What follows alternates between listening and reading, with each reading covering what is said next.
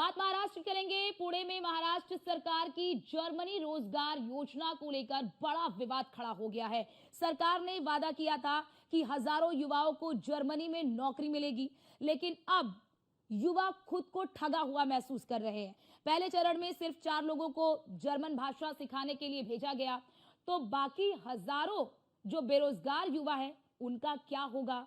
सरकार ने कहा था कि पायलट प्रोजेक्ट पुणे में शुरू होगा। चुनाव के दौरान महागठबंधन में शामिल भारतीय जनता पार्टी, शिवसेना और राष्ट्रवादी कांग्रेस पार्टी ने इस योजना को लेकर बड़े बड़े विज्ञापन अखबारों में दिए थे और इसी को लेकर हमारे संवाददाता शिवम दुबे ने युवाओं से बातचीत की है। युवाओं ने इस पर क्या प्रतिक्रिया दी है, आप वो देखिए।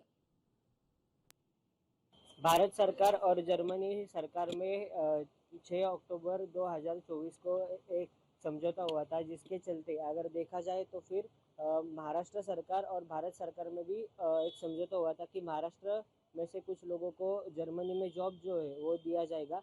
लेकिन देखा जाए तो जब इलेक्शन चल रहे थे तब इसी के बारे में भारी मात्रा में कैंपेन जो है वो भी महाराष्ट्र सरकार की ओर से की गई थी, पर महाराष्ट्र सरकार अब इन मुद्दों पे खड़े उतरते हुए नहीं दिखाई दे रही है। इसी के बारे में बातचीत करने के लिए हमारे साथ कुछ कैंडिडेट है जिन्होंने इन सभी चीज़ों के लिए अप्लाई किया था।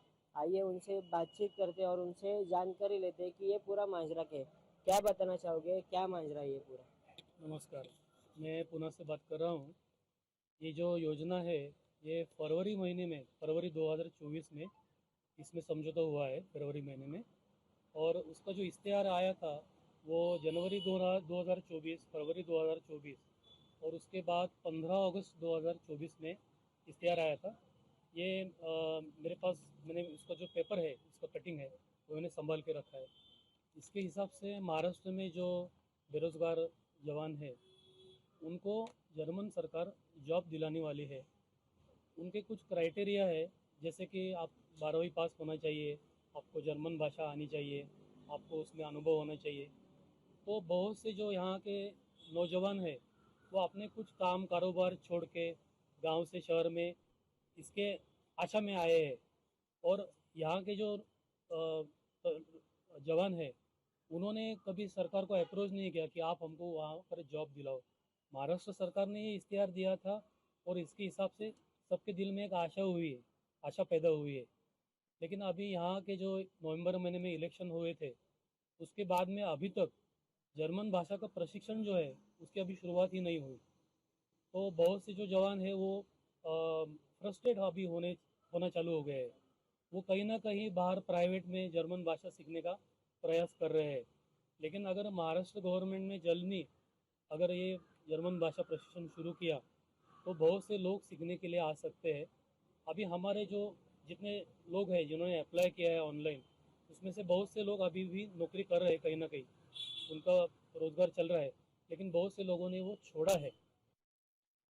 प्रशिक्षण जल्दी चालू हो गया तो यहाँ के जो जवान है वो जल्दी जर्मन भाषा सीख कर जर्मनी में जाके नौकरी पा सकते हैं। और महाराष्ट्र का जवान ऐसा है की उसने दिल्ली का तख्त हिलाया है और आपण मराठीमध्ये म्हणतो की अटके पार झेंडा त्यांनी रोवलेला आहे। तो जो यहाँ के जो जवान है वो 100% सक्षम है, लेकिन उनको जर्मन भाषा का जो प्रशिक्षण है वो मिलना बहुत ज़रूरी है।